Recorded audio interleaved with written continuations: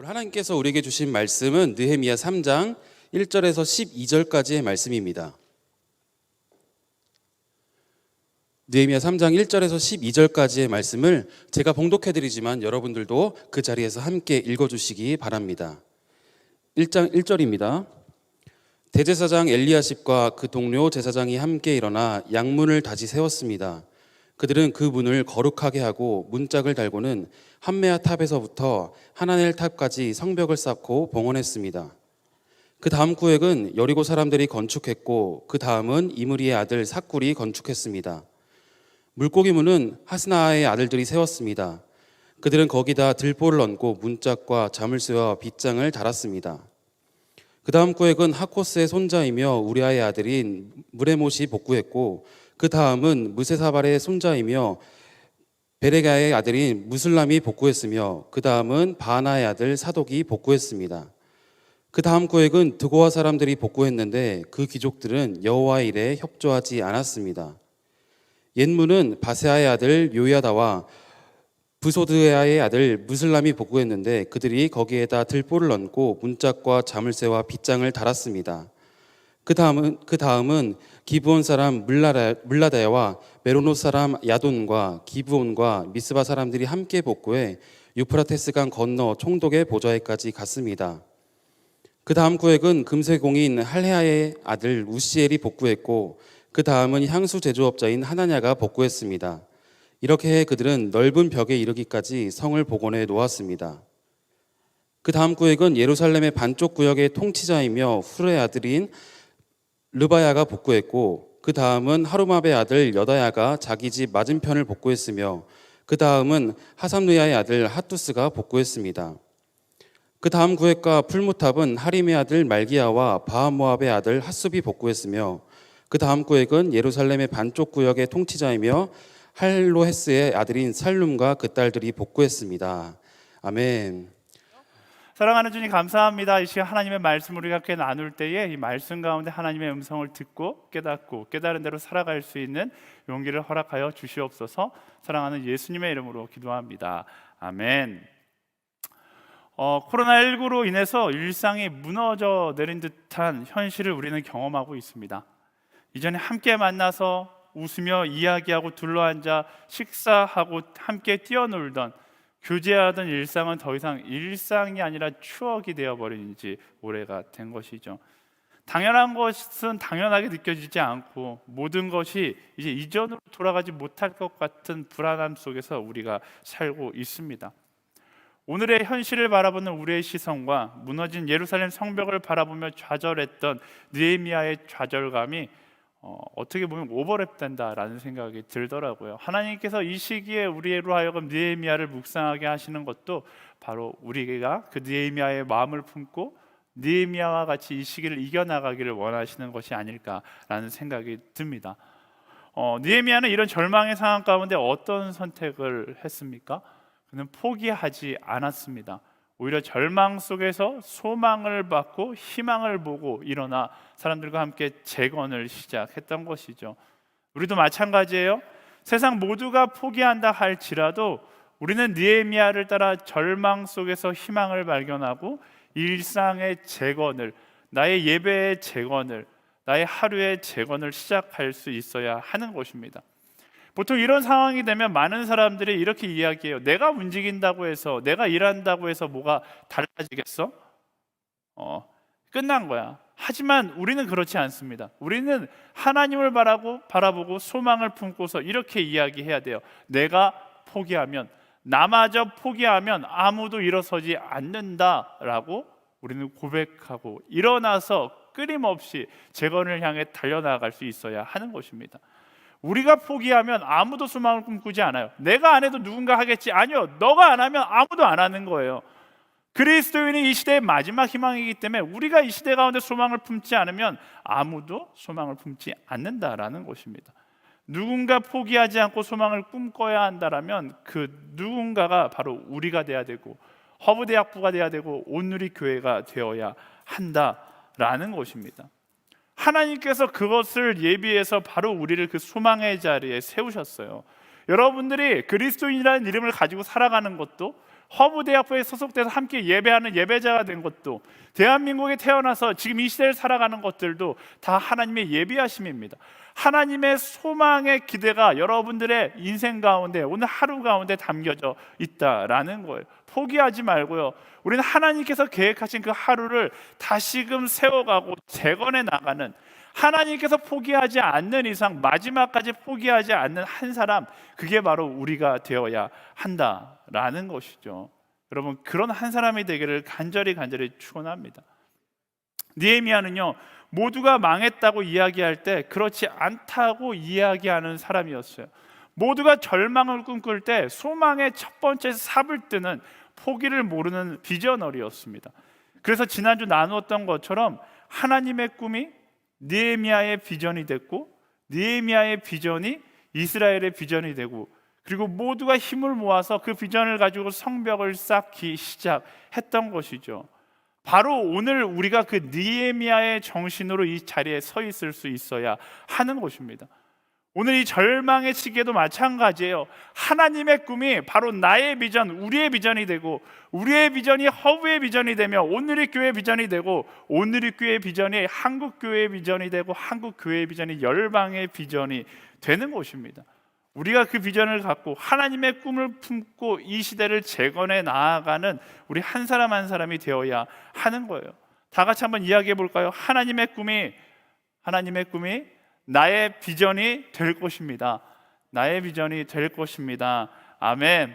딱 이 고백에 맞는 찬양이 한 곡 있는데요. 근데 원하고 바라고 기도합니다. 하나님의 꿈이 나의 비전이 되고, 하나님의 성품이 나의 성품이 되고, 이 찬양의 고백이 이 오늘 우리 말씀의 고백이 아닐까 싶은데요. 그래서 지난주에 우리 이우람 전도사님의 뜻하지 않은 뮤직비디오가 있었는데 굉장히 여러분들이 좋아하시더라고요. 그래서 이번 주에도 부탁드렸어요. 근데 결혼을 어제 했기 때문에 이우람 전도사님한테 저희가 부탁하는 거 약간 실례인 것 같아서 이 찬양의 고백 우리 주하늘 전도사님에게 한번 부탁드려봤는데요. 우리 찬양 함께 듣고서 다시 말씀 나누도록 하겠습니다.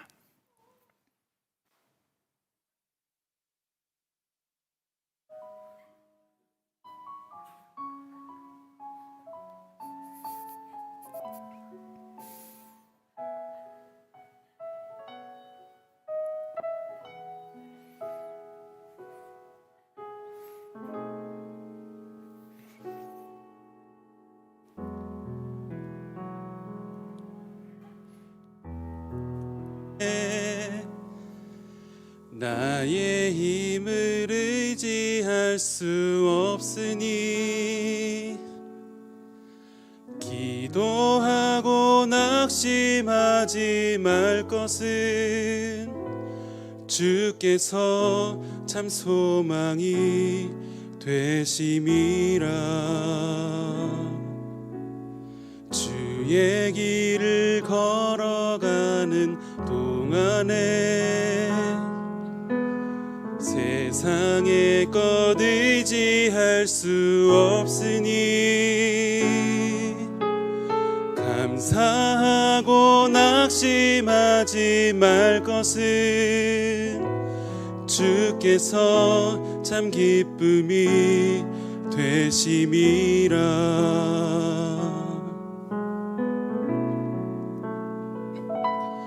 하나님의 꿈이 나의 비전이 되고, 하나님의 성품이 나의 인격이 되고, 성령님의 권능이 나의 능력이 되길 원하고 바라고 기도합니다.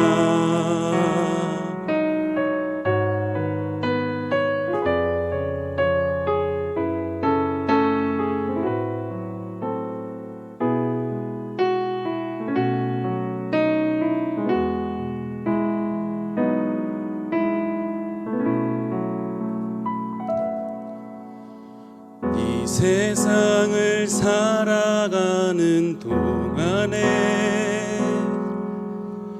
나의 힘을 의지할 수 없으니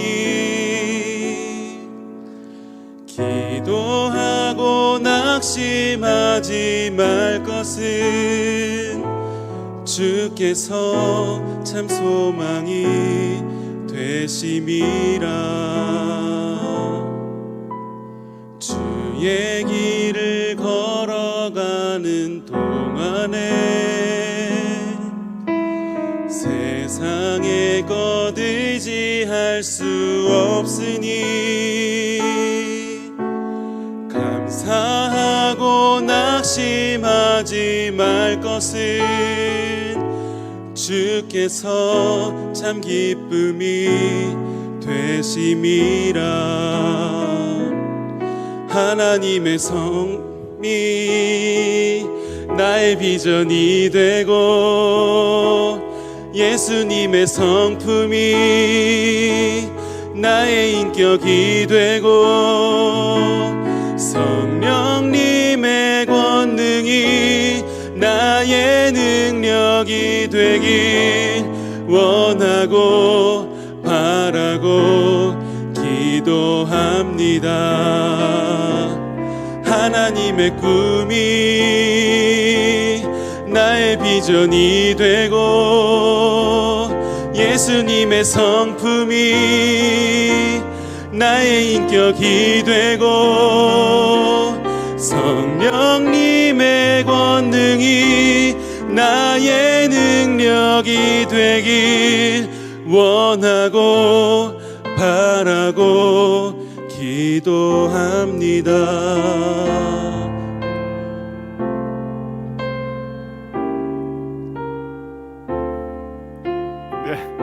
우리 아름다운 찬양을 불러준 우리 주한의 전사님한테 감사의 박수, 하나님께 영광의 박수 드리겠습니다. 네, 제가 자세히 봤는데 화평다락방 김윤정 자매가 제일 많이 웃는 것 같아요. 네, 왜 웃는지 모르겠어요. 어쨌든 이 느헤미야의 고백의 찬양이 오늘날 우리의 고백이 되기를 간절히 소망해 봅니다. 멋진 고백이죠. 하나님의 꿈이 나의 비전이 되고 나의 비전이 허브의 비전이 되며 허브의 비전이 한국 교회의 비전이 되는 거예요. 이스라엘의 성벽을 어떻게 재건하였는가, 오늘 말씀을 통해서 함께 보면서 오늘 공동체를 재건하는, 오늘의 일상을 재건하는, 한국 교회를 재건하고 대한민국을 재건하는 우리 모두가 되기를 소망합니다. 오늘 1절 말씀 함께 보도록 할게요. 1절 말씀, 네, 시작. 대제사장 엘리야십과 그 동료 제사장이 함께 일어나 양문을 다시 세웠습니다. 그들은 그 문을 거룩하게 하고 문짝을 달고는 한메아 탑에서부터 하나넬 탑까지 성벽을 쌓고 봉헌했습니다. 아멘. 그 성을 재건하는데 대제사장 엘리야십과 그 동료 제사장이 제일 먼저 양문을 다시 세웠다라고 말씀은 기록합니다. 그리고 한메아 탑에서부터 하나넬 탑까지 성벽을 쌓고 봉헌했다라고 이야기해요. 여기서 나오는 양문이 무엇인가? 말 그대로 십게이트, 그러니까 양이 지나가는 문이에요. 번제, 제사에 쓰이는 동물, 그 양이 지나가는 문인데 예배를 위해서 제일 먼저 거쳐야 될 문이 바로 그 양문이었던 거예요. 요한복음 10장 7절에 예수님께서 이렇게 말씀하시는 장면이 나옵니다. 그래서 예수께서 다시 말씀해 주셨습니다. 내가 진실로 진실로 너희에게 말한다. 나는 양의 문이다. 예수님은 스스로를 양의 문이라고 말씀하셨어요. 예수님께서 하나님께로 나아가는 길이 되어 주셨던 것처럼 구약에서의 양문은 하나님께로 나아가는 길을 의미하는 것입니다. 그래서 성전을 재건하는 가운데 이스라엘이 양문을 제일 먼저 재건한 것은 하나님께로 가는 길, 바로 예배 회복을 하기 위해서 그들이 첫 번째로 양문을 세웠다라는 것을 알 수 있는 거예요. 그들의 우선순위가 바로 예배하는 것에 있었고 하나님을 찬양하는 것에 있었다라는 것이죠. 모든 것의 회복에 앞서서 예배의 우선순위가 회복되지 않는다라면 결국 그 회복은 의미가 없다라는 것을 이스라엘 민족이 잘 알고 있었던 것이죠. 사랑하는 여러분, 회복은요 언제나 예배 회복으로부터 시작해요. 무너지는 것도 마찬가지예요. 무너지는 건 뭐부터 무너져요? 예배에서부터 무너지는 거예요. 예배의 우선순위가 무너지면 우리의 일상도 함께 무너지게 되어 있어요. 출애굽하던 시절 그들이 제일 중요하게 여겼던 것은 예배였어요. 그 무리 가운데 가장 앞에 서 있던 사람들이 예배하는 사람들이었던 것, 여러분 기억하시죠? 그들이 장소를 이동할 때마다 제일 먼저 했던 건 제단을 쌓고 하나님을 예배하는 거였어요. 그런데 그 우선순위를 잊어버리고 자신을 의지하기 시작하고 나의 욕심을 따르기 시작하면서 나의 예배가 희미해지기 시작하면 오히려 반대로 잘 될 것만 같은데 그 모든 것이 다 무너져 버렸던 것을 우린 역사 가운데서 발견할 수 있습니다. 우리만 발견한 게 아니라 이들도 동일하게 발견하고 있는 거예요. 그래서 그것을 알고 있기에 무너진 예루살렘 성벽을 다시 쌓으면서 그들이 제일 중요하게 여겼던 우선순위 첫 번째는 바로 예배에 있었다라는 것입니다. 사랑하는 여러분, 여러분의 예배는 어떻습니까? 여러분의 예배는 안전하세요? 여러분의 예배의 우선순위 어디에 있어요? 제일 앞에 있습니까? 아니면 어쩌면 우리는 예배 우선순위를 잃어버린 채 무너져버린 성벽을 보고 있는 것인지 모릅니다. 저는요, 코로나로 인하여서 우리가 예배드리지 못하는 예배의 무너짐을 이야기하는 것이 아니에요. 어쩌면 이미 나의 예배 우선순위가 무너져 내렸기 때문에 이 고통 가운데 우리가 있는 것일 수 있다라는 것이죠. 그렇다면 우리는 어떻게 해야 합니까?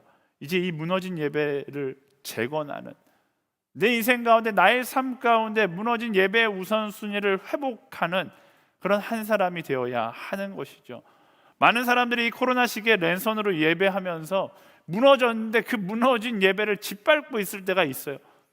예배의 중심을 잃어가고 있다라고 스스로 알지만 그것을 붙잡지 못하고 그냥 무너져가는 거 한없이 바라만 보고 있는 사람들이 있습니다.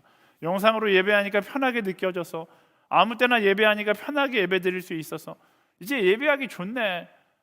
주일 2시 약속 있는데 갔다 와서 나중에 유튜브로 예배드리면 되지. 오늘 예배 못했네. 월요일날 예배하면 돼. 꼭 이럴 땐 말씀을 적용을 잘해요. 이재호 목사님이 날마다 주일이라고 이야기했으니까 오늘 예배 안 드리고 월요일, 화요일, 수요일 아무 때나 드려도 되는 거야 라고 생각하면서 예배의 자리를 조금씩 희미하게 지어가는 사람들이 있습니다. 하지만 만약 그렇게 생각한다면 하나님의 꿈을 품는 비전의 사람은 분명 아닐 거예요. 사랑하는 여러분, 여러분의 예배의 자리를 회복하십시오. 예배의 우선순위를 회복하십시오. 이런 어려운 상황 가운데 포기하지 않고 더 열심을 가지고서 신령과 진정으로 예배할 수 있는 한 사람이 되어야 하는 것입니다. 여러분, 하나님을 사랑하세요? 진정으로 예배하기를 원합니까? 그러면 그 예배의 회복에 동참해야죠. 나의 무너져가는 예배를 바라만 보고 있는 것이 아니라 이 무너져가는 예배를 먼저 내가 움직이지 않으면 아무도 움직이지 않는다니까요. 내가 예배의 재건에 힘쓰지 않으면 아무도 이 예배를 바라보지 않게 되는 거예요. 내가 먼저 전심으로 이 예배의 자리에, 이 예배를 재건하는 자리에, 회복의 자리에 동참할 수 있어야 하는 것입니다. 그 첫 번째 발걸음이 어설프게 예배하지 않아야 된다라는 거예요. 이전보다도 더 마음을 다잡고 이전보다도 더 거룩한 자의 모습으로, 더 구별된 모습으로 예배의 자리에 나올 수 있어야 하는 것입니다. 말했지만 내가 원하는 시간에 예배하는 것이 아니라, 이건 굉장히 중요해요. 별것 아닌 것처럼 여길 수 있지만 굉장히 중요한 포인트입니다. 내가 원하는 시간에 예배하는 것이 아니라 내가 정한 시간에 예배할 수 있는 사람이 되어야 하는 거예요. 내가 원하는 방법으로 예배하는 것이 아니라 내가 약속한 방법으로 예배할 수 있는 사람이 되어야 하는 것이죠. 내가 하나님을 믿고 의지하는 거지 하나님이 나를 믿고 의지하시는 분이 아니기 때문에 그렇습니다. 사랑하는 여러분, 내 안에 예배의 열정을 잃어버린 채 그저 산소 호흡기 달듯 유튜브로 남는 시간에 예배하는 사람이 있다면, 사랑하는 여러분, 제발 하나님은 그런 모습으로 예배하기를 원하시지 않으세요. 물론 그렇게라도 예배한다는 것이 감사할 수 있어요. 하지만 거기서 멈춰서는 안 돼요. 이제는 산소 호흡기를 떼고 그 예배의 성벽의 재건에 동참할 수 있는 우리가 되어야 한다라는 것입니다. 여러분 스스로의 예배를 돌아보십시오. 여러분, 예배를 향한 어떤 우선순위를 가지고 있어요? 어떤 마음을 가지고 지금 그 자리에 앉아 있습니까? 어떤 태도를 가지고 그 자리에 앉아 있습니까? 가슴에 손을 얹고 나의 예배를 재건하기를 소망하며 지나온 무너진 예배의 우선순위를 다시금 회복할 수 있는 우리 모두가 되기를 간절히 소망합니다. 하나님은 끊임없이 우리를 부르세요. 누가 이 예배의 자리를 재건할 것인가? 그가 찾으실 때 우리 잘 외치는 허브의 구호 있잖아요. 누가 갈 것인가? 제가 가겠습니다. 그렇게 외칠 수 있는 우리가 되어야 하는 것입니다. 여러분의 예배의 우선순위도 지키지 못해서 무너져 내리는 그런 부끄러운 그리스도인 되지 말자고요. 우리는 지금 내 예배 때가 무너질까 안 무너질까 이거 고민하고 있을 때가 아니에요. 우리는 어떤 사람입니까? 내 예배의 우선순위를 세우고 나의 예배 자리를 재건하고 더 나아가 나의 사명을 따라 무너진 예배를 다시금 세우기 위하여 나아가는 선교사의 삶을 살아가야 되는 거예요. 나의 무너진 예배 때문에 허덕이는 것이 아니라 오히려 그것을 넘어서 이미 무너져버린 열방의 예배를 향하여 나아가서 그 예배를 재건하는 하나님의 사람으로 서야 한다라는 것입니다. 사랑하는 여러분, 허브대학부가 바로 그 예배 우선순위를 회복하고 열방 가운데 무너져 있는 그 예배를 세우는 선교하는 공동체가 되기를, 선교하는 한 사람이 되기를 예수 그리스도의 이름으로 간절히 축원합니다. 그 영상으로 예배드리니까 좋아요. 카메라를 저는 볼 테니까 여러분들은 화면을 보세요. 제가 여러분에게 선포하겠습니다. 선교지 너가 갈지어다. 아멘. 네, 카메라 하나만 보면 전부 다 보니까 참 좋은 것 같네요. 네. 어쨌든 그럼에도 불구하고 모두가 다 이 예배 회복을 위해서 일상의 재건을 위해 동참하지는 않을 것입니다. 누군가는 숨어 있을 것이고 누군가는 손가락질하며 재건하는 사람들을 비웃을 거예요. 하지만 그럴수록 우리는 하나님을 더 바라봐야 합니다. 계속해서 나누지만 흔들리는 시대 가운데 흔들리는 세상의 말에 현혹되는 필요 없어요. 말씀에 뿔리를 두고 흔들리지 않는 등대가 되어서 세상을 비추면 되는 거예요. 세상에게 어떤 소리를 듣든 어떤 비난의 이야기를 듣든 괜찮아요. 우리 흔들리는 말에 흔들리는 사람이 아니라 우리는 흔들리는 세상을 비추는 등대이기 때문에 그렇습니다. 5절 말씀 함께 읽어볼까요? 5절 말씀 시작. 그 다음 구획은 드고아 사람들이 복구했는데 그 귀족들은 여호와의 일에 협조하지 않았습니다.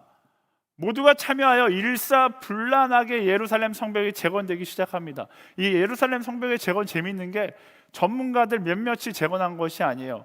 모두가 다 달라붙어서 함께 자기에게 맡겨진 자리에서 성벽을 재건했다라고 말씀은 이야기합니다.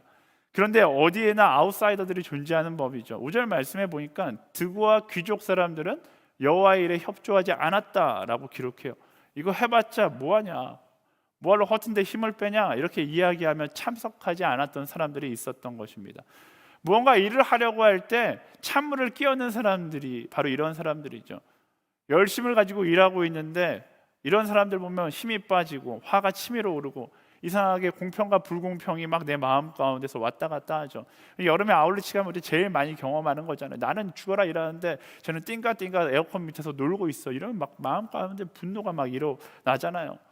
그게 뭐 아울렛뿐만 아니라 교회에서도 마찬가지예요. 근데 열심히 나는 사역하는데 누구는 코로나라는 핑계 대고 순모임도 안 오고 순장도 안 하고 다락방장 일도 안 하고 이러면 막 마음 가운데 왜 나만 열심히 하고 있지? 이러면서 막 화가 막 치밀어 오르기 시작합니다. 그런데요, 그것에 흔들릴 필요가 없어요. 그것은 사단의 유혹일 뿐인 거예요.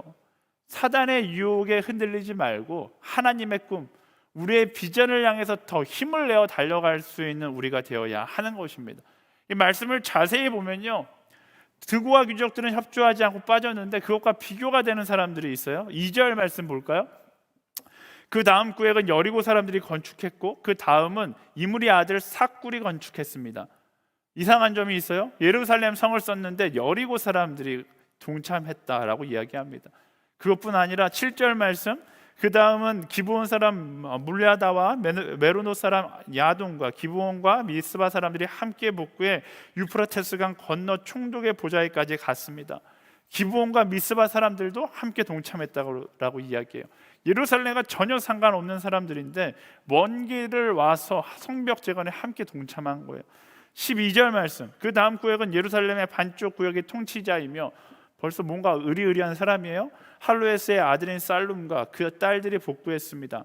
통치자였던 할루에스의 아들 살룸, 잘 나가는 사람이었어요. 더 중요한 건 그 딸들이 그 복구에 참여했다라고 이야기합니다. 높은 지위에 있는 사람도, 그 당시에 여자들은 이런 데 참여하지 않았음에도 불구하고 그 딸들도, 고귀한 삶을 살았던 여인들도 여기에 동참했다라고 이야기합니다. 예루살렘 성벽을 쌓는 것과는 전혀 어울리지 않는 사람들인데 이들은 왜 여기에 있을까? 그것은 바로 그들이 뒤로 빠져서 이들을 손가락질했던 드고와 귀족들과 다르게 하나님의 꿈을 위해 일하는 기쁨, 섬기는 기쁨을 알고 있었기 때문에 그렇습니다. 지난주에 이야기했잖아요. 우리가 왜 사는지 삶의 이유를 알아야 돼요. 우리는 사랑하기 위해 산다, 끊임없이 이야기하잖아요. 진정한 하나님의 사람은 육신의 편안함의 기쁨을 따라 살아가는 것이 아니라 하나님의 꿈을 위해 사랑하는 기쁨, 일하는 기쁨, 섬기는 기쁨을 선택하며 살아가는 사람이다라는 사실을 우리는 기억하고 또 기억해야 하는 것입니다. 저는 이 장면을 보면서 이런 생각이 들었어요. 이스라엘 사람들은 드고와 귀족들을 보면서 분노하지 않았을 겁니다. 하나님의 꿈으로 가득 찼던 이들은 오히려 그들을 향해 이렇게 이야기했겠죠. 제가 자주 하는 말인데요, 이렇게 이야기했을 거예요. 섬길 수 있는 기쁨을 내게 줘서 고마워.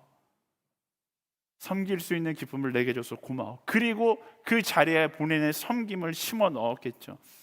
그 섬김의 기쁨을 경험할 수 있는 우리가 되기를 간절히 축원합니다. 이 섬길 수 있는 기쁨을 내게 줘서 고맙다, 이 고백이 우리의 삶 가운데, 우리의 사역 가운데 넘쳐날 수 있게 되기를 간절히 소망합니다. 그것이 건강한 회복의 시작인 거예요. 미안한 얘기지만 이제 곧 순개편이 되어야 하는데 코로나 시대가 되어서 개편을 못하고, 개편을 꿈꾸지도 못하고, 뭐 만나야지 개편을 하지 개편을 못하고 있어요. 아마 개편은 미뤄질 것입니다. 네, 링크는 보통 3개월만 하고 순장을 멈추는데 지금 1년 내내 순장하고 1년 이상 할 것 같아요. 바로 이런 시간이 세상적으로 보면 힘든 시간이고 매너리즘이 찾아올 시간이고 지칠 타이밍이거든요. 이럴 때 우리는 무엇을 바라봐야 됩니까? 힘든 현실을 바라보는 것이 아니라 하나님을 바라보는 거예요. 그리고 뭐라고 고백하는 거예요? 섬길 수 있는 기쁨을 내게 줘서 고마워. 예배팀도 마찬가지예요. 힘들죠. 이 자리에 지금 예배팀들만 나와 있어요. 나와서 모르겠어요. 우리 허브대학교 예배팀은 그렇게 생각하지 않았을 거라고 생각합니다. 근데 몇몇은 그렇게 생각할 수도 있겠죠. 왜 우리는 부르지? 나도 집에서 유튜브로 예배 드릴 수 있는데 나는 코로나 안 걸리나? 나는 왜 불러? 이러면서 나올 수 있겠죠. 하지만 그 고백이 아니라 뭐라고 이야기하는 거예요? 야, 섬길 수 있는 기쁨을 허브대학부가 내게 허락해줘서 고맙다. 이 고백이 건강한 회복의 시작인 것입니다. 사랑하는 순장들, 다락방장들, 리더십들, 허브에서 무언가를 하고 있는 사람들, 지칠 필요 없어요. 우리는 하나님께서 내게 주신 가장 큰 기쁨, 사랑할 수 있는 기쁨, 섬길 수 있는 기쁨을 가지고 살아가는 사람들이잖아요. 27절 말씀에 보면 드고아 사람들이 또 등장해요. 네, 귀족들이 일하지 않으니까 이 사람들이 일해야 되니까 27절 말씀, 그 다음으로 드고아 사람들이 큰 돌출탑에서부터 오벨 성벽까지의 다음 구역을 복구했습니다. 모르겠어요. 귀족들이 일하지 않아서 이 사람들이 더 일했을 수도 있었을 것 같아요. 하지만 중요한 사실은 이들은 성벽을 쌓는 것에 있어서 스트레스 받지 않았다라는 거예요. 왜? 섬김의 기쁨을 알고 있었기 때문에 그것을 더 큰 기쁨으로 여겼다라는 것입니다. 이런 드고아 사람들의 모습, 이런 이상한 한 사람 한 사람의 모습이 모여서 성벽을 재건하는 그 장면을 상상해 보세요. 어떤 모습이었겠습니까? 그들의 입가에 미소가 넘치고 웃음소리가 넘쳐나는 그런 장면이었을 거예요. 이처럼 우리의 섬김이, 우리의 사랑이 오늘의 회복을 가져오는 것이고 그 회복 가운데 참된 기쁨과 참된 행복을 선물하게 된다라는 사실입니다. 예전에 한번 설교 때 이야기했는데요, 전설적인 허브의 그 닭볶음탕 사건이 있어요. 예전에 모잠비크 아울리치에 가서 있었던 일인데 그때 총 14명이 갔거든요. 근데 그때 이렇게 먹는 거 하는 그 담당을 뭐라고 그러죠? 이렇게 식사 담당하는 사람이 지금 JFU에서 섬기고 있는데 이 친구가 손이 너무 작아요. 14명이 먹는데 닭볶음탕을 닭 한 마리로 만든 거예요. 14명이 닭 한 마리로 만든 닭볶음탕을 먹어야 되는 그런 상황. 모잠비크에서 먹을 것도 많지 않고 배는 고프고 날씨는 덥고 이러니까 막 힘든데 이제 그 한 마리, 솥도 되게 조그매요. 조그만 솥에 딱 한 마리가 들어있는 것을 보고서 저희가 다 같이 막 웃으면서 밥 먹자 기도하고서 저랑 선교사님이랑 같이 숟가락을 제일 먼저 들고서 떴어요. 제가 뭘 먹었을까요? 국물 한 숟갈에 밥 6숟갈, 7숟갈 막 이렇게 먹었어요. 어우, 국물이 너무 맛있다 이러고서 밥을 제싸게 먹고서 빠졌어요. 놀라운 일이 14명이 다 먹고 났는데 닭이 그대로 있는 거예요. 단 한 명도 고기를 먹지 않고 국물이 맛있네 이러고서 먹은 거예요. 그리고 다 먹고 나니까 닭이 그대로 있어서 누가 먹냐 이러다가 선교사님하고 저하고 둘이 앉아서 고마워 하고서 먹었던 기억이 나요. 어쨌든 그때 그 모습이 저는 너무나 인상 깊었어요. 왜? 그들이 국물만 먹으면서 힘들었을까요? 아니요. 국물만 먹으면서 행복한 거죠. 왜? 내가 먹지 않으므로 누군가 먹을 수 있다라는 그 섬김의 기쁨이 그들의 마음 가운데 있었던 것이죠. 저는요, 그 기쁨이 아울렛뿐만 아니라 우리의 삶 가운데, 우리의 공동체 가운데 흘러 넘쳐야 된다고 생각합니다. 일상의 회복은요, 그렇게 섬기는 자의 기쁨에서 시작되는 거예요. 우리 하나님께 이렇게 이야기해 볼까요? 하나님, 섬길 수 있는 기회를 주셔서 감사합니다. 오늘 여러분 서 있는 그 자리에서 이렇게 고백하며 나아갈 수 있는 우리 모두가 되기를 소망합니다. 그리고 말씀 가운데 발견할 수 있는 이 성벽을 재건할 때 가장 놀라운 특징은 누구도 주인공이 되려 하지 않고 모두가 자기에게 맡겨진 일들의 최선을 다하여 임했다라는 사실입니다. 이 성벽 재건의 가장 주역은 사실 느헤미야였을 거예요. 그런데 그의 이름은 이 말씀에 기록되어 있지 않습니다. 누군가가 주인공이 되기보다 그저 자기 자리에서 내게 맡겨진 사명에 최선을 다하는 그것에 집중했다라는 것이죠. 왜요? 결국 주인공은 하나님이시기 때문에 그래요. 여러분, 그것을 기억하세요. 이 세상의 주인공은 우리가 아니라 하나님이세요. 이 말씀을 묵상하면서 그런 슬로건이 생각났어요. 사명은 언제나 완성이 아니라 최선을 향해 달린다. 근데 제가 한 말이에요. 멋진 말이죠. 네. 우리 인생 가운데 완성되지 않았으면 우리는 실패라고 생각하거든요. 내가 마지막 찍지 않으면 분노하고 무언가 나의 영광을 인터셉트 당했다라고 생각할 때가 너무나 많습니다. 그런데요, 하나님께서 원하시는 건 그런 게 아니에요. 우리가 어떤 사역을 완성하는 걸 원하시는 것이 아니라 우리가 내게 맡겨진 사명에 최선을 다하는 것을 하나님께서 원하신다라는 사실을 우리는 기억해야 합니다. 우리의 최선이라는 퍼즐 조각을 모아서 완벽한 하나님의 계획을 이루시는 이가, 그게 바로 하나님이시라는 사실을 우리는 알아야 돼요. 내 삶 가운데 겸손하게 나의 영광이 아니라 하나님의 영광을 위하여 내게 맡겨진 일에 완성이 아니라 최선을 다할 수 있는 우리 모두가 되기를 간절히 소망합니다. 여러분의 인생 가운데 마침표를 내가 찍으려고 하면 교만이 되고 그가 찍으려고 하면 참된 기쁨을 경험하게 되는 거예요. 하나님께서 마침표 찍으실 그날까지 나는 내게 맡겨진 사명에 최선을 다하는 우리 모두가 되기를 간절히 소망해 봅니다. 오늘 말씀을 정리하겠습니다. 무너진 예루살렘 성벽을 재건하는 이스라엘 민족을 보면서 오늘의 일상을 재건하는 우리의 모습을 발견하게 되었어요. 세 가지 키워드로 정리하겠습니다. 첫 번째는 예배의 회복이에요. 모든 회복의 시작은 예배의 회복으로부터 옵니다. 여러분 기억하세요. 여러분 삶이 왜 무료하게 느껴집니까?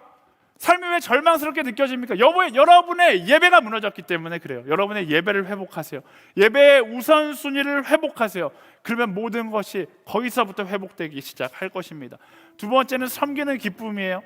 세상을 향하여 분노하지 말고요, 섬길 수 있는 기쁨, 사랑할 수 있는 기쁨을 누리는 진짜 그리스도인으로 살아가게 되기를 간절히 소망합니다. 세 번째는 사명은 완성이 아니라 최선이에요. 완성은 내가 하는 것이 아니라 그가 하는 것입니다. 내게 맡겨진 사명에 최선을 다할 때 하나님께서 하나님의 계획의 퍼즐 조각으로 우리를 사용하는 거예요. 어떻게 보면 우리 하나님의 큰 그림이 아니라 큰 그림의 작은 퍼즐 조각일지 모릅니다. 그 퍼즐 조각만 보면 무가치하게 느껴질지 모르지만 그 퍼즐 조각이 하나님의 계획에 따라 큰 그림에 맞춰질 때 하나님의 놀라운 역사가 완성되는 것입니다. 그런데 내가 그 자리에 서지 않는다고요? 나의 최선을 내버려 두고 그 자리에 그냥 있는 자리에 머물러 있는다고요? 어쩌면 하나님의 계획의 완성이 나로 인해 딜레이 될 수밖에 없는 것일지 몰라요. 여러분, 하나님의 계획을 완성해 나아가는 하나님의 퍼즐로 사용받는 우리 모두가 되기를 예수님의 이름으로 간절히 축원합니다. 예배의 회복, 섬기는 기쁨, 완성이 아닌 최선. 쉽죠? 예배의 회복, 카메라가 왔어요. 예배의 회복, 섬기는 기쁨, 완성이 아닌 최선. 이 세 가지 키워드를 가지고 살아가는 우리 허브대학부, 우리 모두가 되기를 간절히 소망합니다. 우리 그 하나님께 감사와 영광의 박수리며 나아갑시다. 할렐루야!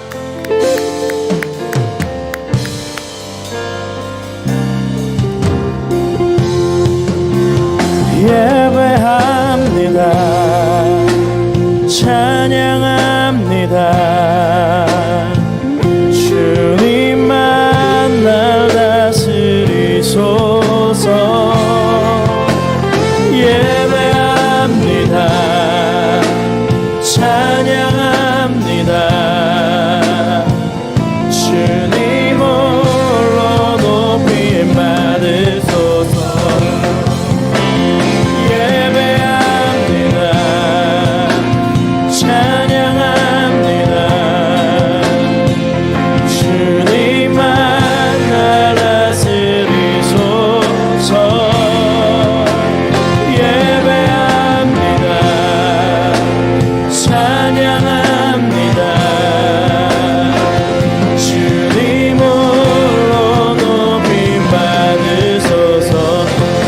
완전하신 나의 주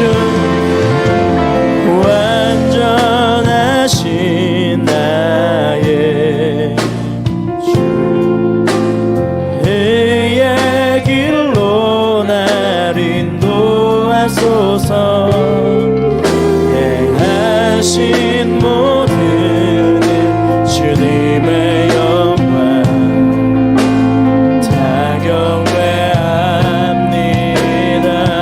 완전하신 나의 주 완전하신 나의 의의 길로 날 인도하소서 의의 길로 날 인도하소서 행하신 모든 일 주님의 영광 다 경배하 이렇게 주님께 찬양합니다. 예배합니다. 찬양합니다. 주님만 날 다스리소. 예배합니다. 찬양합니다. 주님 홀로 높임 받으소서. 예배합니다. 찬양합니다. 주님만 날 다스리소서. 예배합니다. 찬양합니다. 주님 홀로 높임 받으소서. 네, 여러분들, 여러분 지금 빈자리가 보이시죠? 느헤미야가 무너진 성벽을 보고서 절망한 것이 아니라 그가 소망을 품었던 것처럼 우리도 마찬가지예요. 이 비어있는 기쁨을 보고서 절망하는 것이 아니라 우린 소망을 품을 것입니다.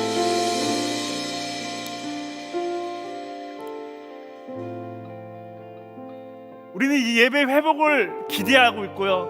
더 아름다운 예배, 무너진 예배가 아니라 우리의 예배가 회복되고 하나님께 아름답게 드려질 것을 소망할 것입니다. 절망할 필요 없어요. 여러분이 서 있는 그 자리에서 그 예배 회복을 위하여 함께 기도하고 기대하며 나아가면 되는 것입니다.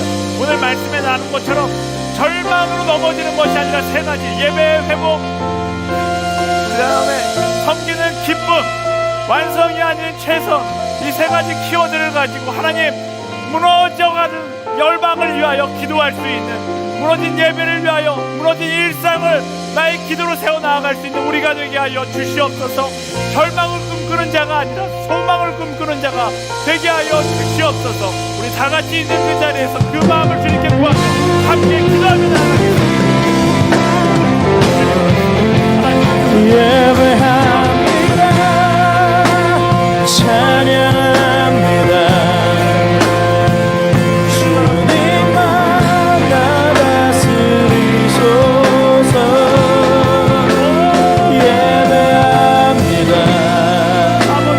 찬양합니다. 주님 홀로 높임 받으소서. 부신 곳에서 나는 예배하네. 어떤 상황에도 나는 예배하네. 부신 곳에서 나는 예배하네. 어떤 상황에도 나는 예배하네. 부신 곳에서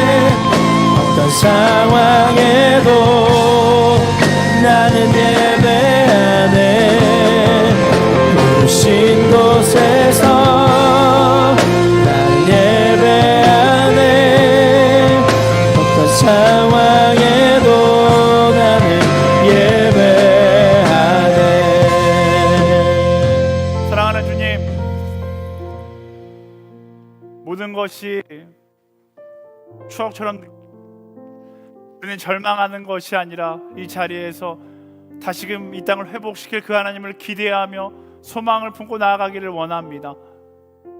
무너진 우리의 예배 우선순위가 회복되기를 원합니다. 주님, 내가 서 있는 그 자리에서 신령과 진정으로 전심으로 예배할 수 있는 우리 모두가 되게 하여 주시옵소서. 하나님, 또 기도하기는 우리가 일상에서 섬김 받기 위하여 살아가는 것이 아니라 섬기는 기쁨을 누리며 살아갈 수 있는 자가 되게 하여 주시옵소서. 때로는 우리를 하여 손가락질하는 사람이 있다 할지라도, 나를 힘들게 하는 사람이 있다 할지라도 그들을 섬길 수 있는 것에 기뻐하며 감사하며 나아가는 우리 모두가 되게 하여 주시옵소서. 하나님, 완성을 위하여 살아가는 것이 아니라 내게 맡겨진 사명에 최선을 다하며 살아갈 수 있는 우리 모두가 되게 하여 주시옵소서. 그렇게 일하실 그 하나님께 모든 것을 맡겨드리며 살아계신 예수 그리스도의 이름으로 간절히 기도드립니다. 아멘. 어려운 시기 가운데 그럼에도 불구하고 이 모든 것의 주인이 하나님이심을 인정하며 우리에게 주어진 축복 나누어서 구별하여 주님께 드리며 나아갑니다. 이 물질이 쓰여지는 곳곳마다 하나님의 사랑이 드러나게 하여 주시고, 어려운 시기 가운데 더 어려운 사람들을 위하여 사랑하기를 결단하는 이 손길 가운데 주님 축복하여 주시옵소서. 하나님, 우리의 마음, 우리의 인생 전부를 주님께 맡겨드리오니 우리 인생 전부가 섬기는데, 사랑하는데 사용될 수 있도록 주님 우리를 사용하여 주시옵소서. 그렇게 일하시고 하나님께 모든 것을 맡겨드리며 지금 우리 주 예수 그리스도의 은혜와 하나님의 사랑과 성령의 교통하심이 하나님께서 주신 비전을 따라 어려운 시기 가운데 소망을 품고 나아가기로 결단하는 허브대학부의 모든 한 사람 한 사람 가운데, 열방 가운데 그 소망을 품고 복음을 이야기하고 있는 모든 선교사들 가운데 지금부터 영원까지 함께하기를 간절히 축원하옵나이다. 아멘.